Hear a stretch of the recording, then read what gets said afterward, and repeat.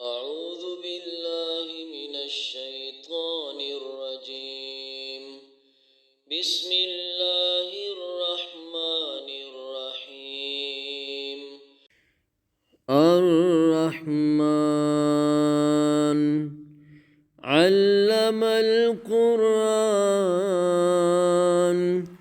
خلق الإنسان علمه البيان الشمس والقمر بحسبان والنجم والشجر يسجدان والسماء رفعها ووضع الميزان ألا تطغوا في الميزان وأقيموا الوزن بالقسط ولا تخسروا الميزان والأرض وضعها للأنام فيها فاكهة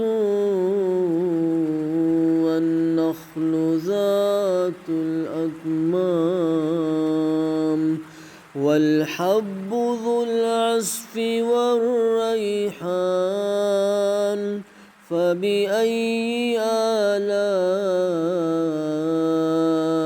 ربكما تكذبان خلق الإنسان من صلصال كالفخار وخلق الجان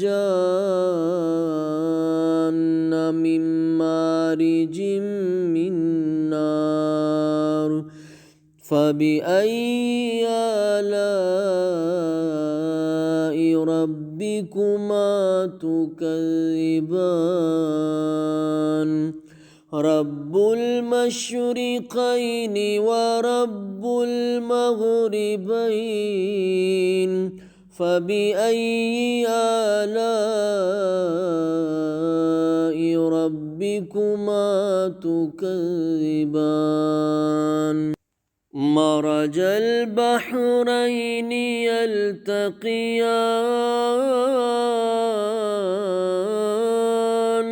بينهما برزخ لا يبغيان فبأي آلاء ربكما تكذبان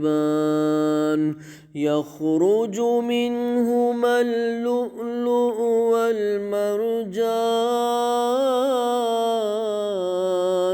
فبأي آلاء ربكما تكذبان وله الجوار المنشآت في البحر كالأعلام فبأي آلاء ربكما تكذبان كل من عليها فان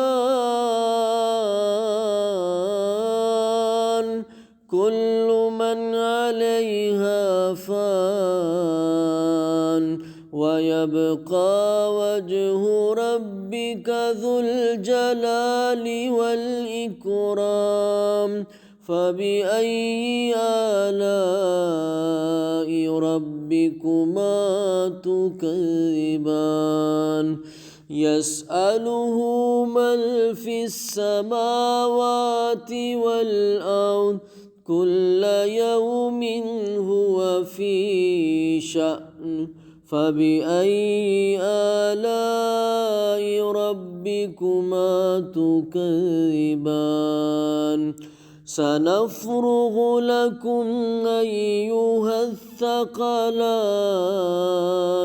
فبأي آلاء ربكما تكذبان يا معشر الجن والإنس إن استطعتم أن تنفذوا من أقطار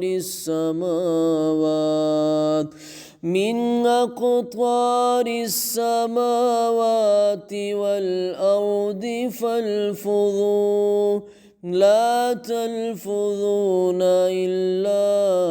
بسلطان فبأي آلاء ربكما تكذبان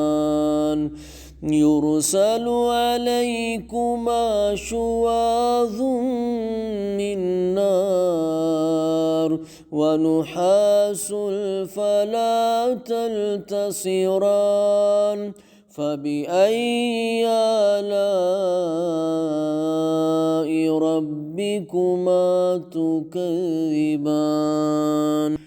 فإذا انشقت السماء فكانت وردة كالدهان فبأي آلاء ربكما تكذبان فيومئذ لا يسأل عن ذنبه إنس ولا جان فبأي آلاء ربكما تكذبان يعرف المجرمون بسيماهم فيؤخذ بالنواصي والأقدام فبأي آلاء ربكما تكذبان هذه جهنم التي يكذب بها المجرمون يطوفون بينها وبين حميم آن فبأي آلاء ربكما تكذبان ولمن خاف مقام ربه جنتان فبأي آلاء ربكما تكذبان ذواتا أفنان فبأي آلاء ربكما تكذبان فيهما عينان تجريان فبأي آلاء ربكما تكذبان فيهما من كل فاكهة زوجان فبأي آلاء ربكما تكذبان متكئين على فرش بطائنها من استبرق وجنى الجنتين دان فبأي آلاء ربكما تكذبان فيهن قاصرات الطرف لم يطمثهن إنس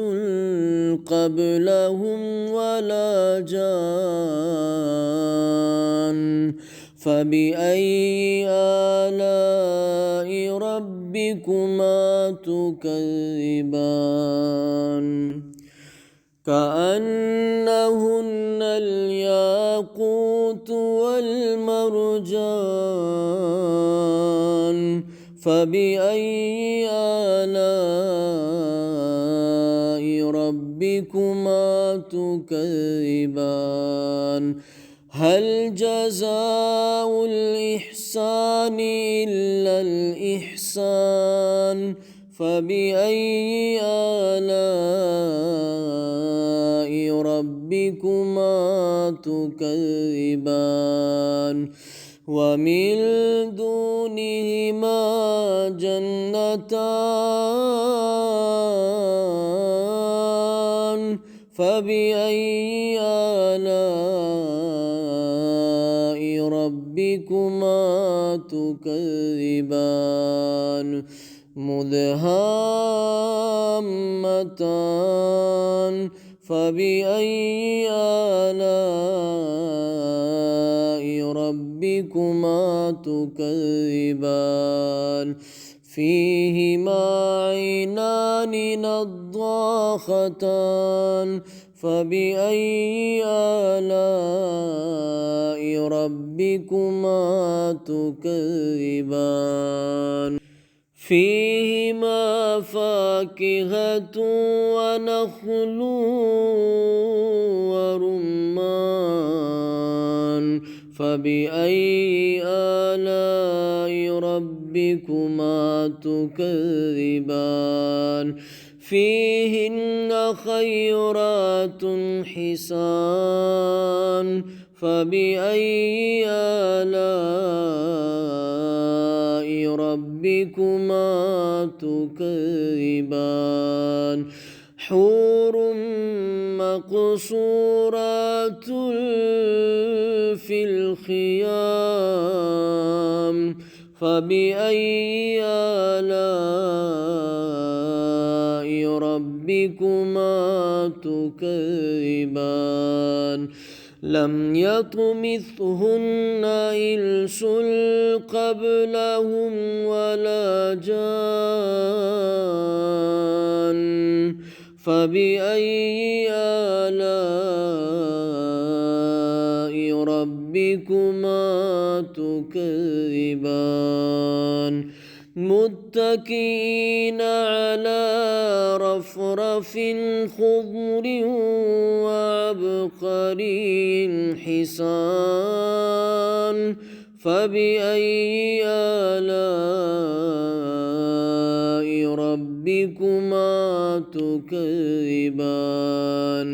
تبارك اسم ربك ذي الجلال والإكرام